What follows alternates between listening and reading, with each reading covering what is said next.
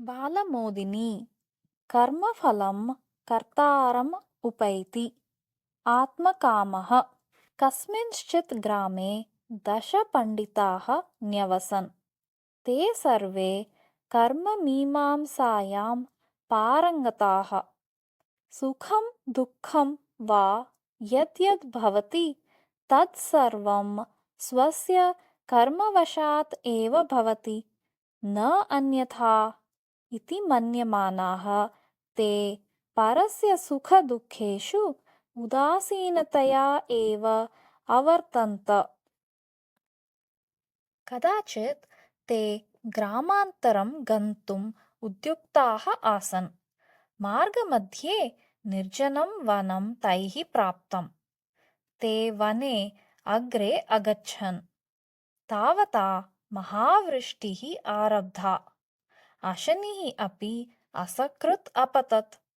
भीताः ते आत्मरक्षणाय निकटस्थं मण्डपम् आश्रितवन्तः। शास्त्रकुशलानां तेषां चिन्तनम् अपि अशनिवृष्ट्योः कारणम् अन्वेष्टुम् उद्युक्तम्। कश्चन पण्डितः उक्तवान्, जन्मान्तरे कृतं पापमेव अस्मिन् जन्मनि अशनिवृष्ट्यादिपीडायाः कारणं भवति।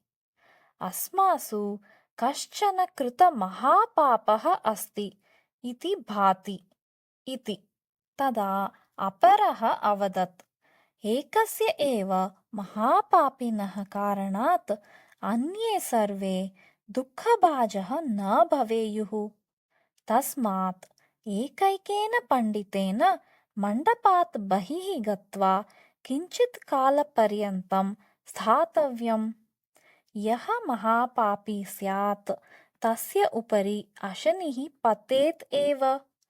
यस्य उपरि अशनिः न पतेत् तस्य पापराहित्यं सिद्धं भवेत्। महापापिनः अपगमात् अन्ये सर्वे वीतशोकाः भवेयुः इति। एतत् अङ्गीकुर्वन्तः सर्वे एकैकशः बहिः अतिष्ठन्। नवानां जनानां पर्यायः समाप्तः। तथापि अशनिपातः तु न अभवत्। दशमः एकः एव अवशिष्टः। अतः अपरे सर्वे निश्चितवन्तः यत् एतस्य पापिनः कारणात् एव अशनिपतनम् अभवत् इति। अतः ते तं दशमम् आदिष्टवन्तः, महापापी, भवान् अत्र न तिष्ठेत्। भवत्कारणतः एव अशनिपातः जायमानः अस्ति। तूर्णं निर्गच्छ इतः इति।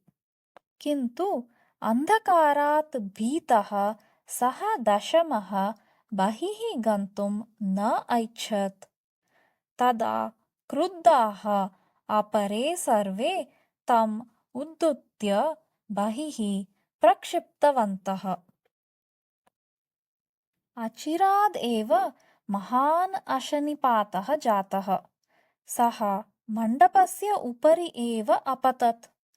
तस्मात् मण्डपः दग्धः जातः। 9 पण्डिताः अपि मरणं प्राप्तवन्तः।